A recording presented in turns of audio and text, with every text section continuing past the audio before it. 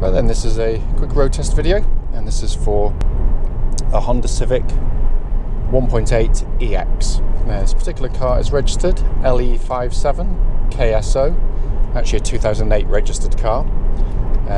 Mileage is just 40,520 miles currently showing, so extraordinarily low mileage. As you probably know from the advert, this is a very rare beast indeed, not only the mileage but also the ownership. It's had just the one private gentleman from new throughout the whole of its life, who has maintained the car to the very highest standard with all of its servicing at the same Honda dealer throughout its life, and I think it's had 10 recorded services by Honda. It was serviced, I think, less than 1,000 miles ago. We will be doing a service on the vehicle on age, but not on mileage, quite clearly. It doesn't need it, but we're going to do it as a matter of course. The reason we do these videos is very simple. We just want people to see the cars advertised in operation. That way we can feedback any issues there may be on a car that would show up whilst test driving a vehicle, and obviously relay that back to you. So coming to the car itself, it should be a relatively easy video, this one obviously. The car's absolutely fantastic. Its engine starts instantly, settles to completely smooth and even idle. No warning lights on the dashboard at all relating to the engine or any other part of the vehicle. Temperature gauge running as a third, and the car's been running for quite some time now, so all exactly as it should be. The engines are just lovely, lovely units, they really are. It's very, very sweet in operation, very tractable, pulls really nicely from the lowest revs, picks up like now with real vigour, and the engine just sounds sweeter and sweeter as the revs go round. Driven with just normally, basically keeping up with road traffic, I've got easily 50 to the gallon out of them on long trips, averaging with shorter trips around about 43, which is exactly what the manufacturers claim, and Honda are quite good at that. You know, what they advertise tend to be what you get as well. Whilst I'm on the road at speed, just quickly steering, track's absolutely bullet straight.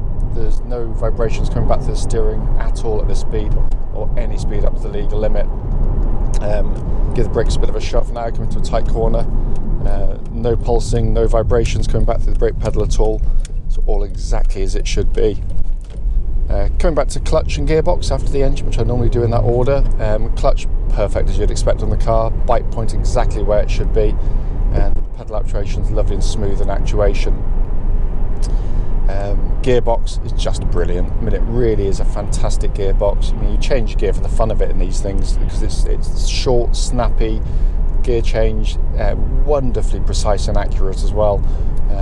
And the quality of the synchro mesh going into gear is absolutely sensational. It's so slick in operation, which is, you know, in contrast to so many of its competitors, which can feel so vague and long-winded in their actuation. But it just makes the whole car's got a real engagement to it. It's lovely and direct in everything you're doing. Gear linkage I can't feel anywhere in it at all, of course.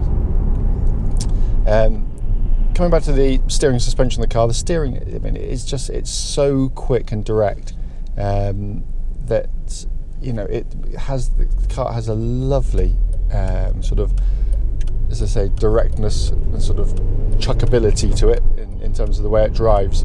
But that would be useless if the chassis was soft and would sort of keel over at the first sign of a corner. You know, it couldn't be any more different. It's just wonderfully agile and quick to respond. If you like your driving, you love them. On surfaces like this, absolutely perfect as well. It's actually very comfortable.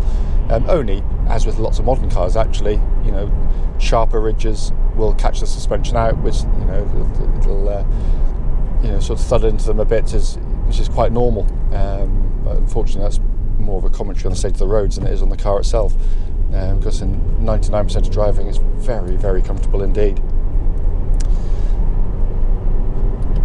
Looking around inside the car, I mean, it's hard to believe that the first of these cars came out in 2005, because the interior design is absolutely superb. Even in this day and age, it still seems fresh, and it's just such an interesting place to sit and drive a car.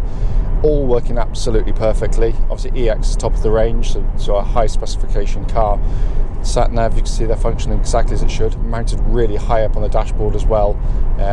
It's a big screen, so you hardly ever take your eyes off the road to take that information in.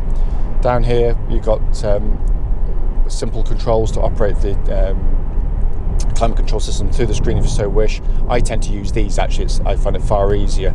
There's actually a third option as well, which is via voice activation, but that's a more interesting exercise in all honesty, because as with all voice activations, it depends on your voice and how you say things as to whether it actually understands the word you're saying. Stationary it does, but on the move not so much.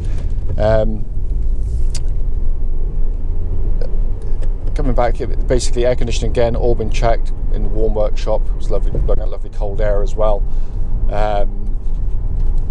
But everything's working exactly as intended. But the dash itself, looking around it as I am as a driver in front of me now, you get this wonderful two-tier design. So what you've got, basically Honda, is just a brilliantly simple idea that works fantastically well in day-to-day driving. High up MPH, right at the top there, digital readout, which if you press a button changes to kilometres, by the way, kilometres per hour. It just means you drive like now, looking at the road ahead, but keep your eyes on your speed at all times. It's genius, absolute genius, as all the simplest ideas tend to be. Down below that you've got a more conventional pod, but when I say conventional, it's not at all. What am I talking about? You've got this beautifully presented, it's kind of like a hologram effect. It kind of floats out towards you, this wonderful backlighting with a kind of blue halo going around it. It's a huge rev counter, information display slap bang in the middle, and then flanked by the temperature and fuel gauges. I mean, it looks absolutely fantastic, and all other switch gears in sort of fingertip reach either side of the steering wheel, which by the way feels brilliant in hand because it's small, chunky in diameter, and again sort of suits the car absolutely perfectly. But it's just a lovely place to sit, and it's in absolutely stunning condition in here. We're not cleaned it yet. It'll be cleaned later, but hardly needs touching. It just feels factory fresh in here. As I say in all the videos, if I can't find any issues to relay back on the car at all. It just drives absolutely beautifully, this vehicle.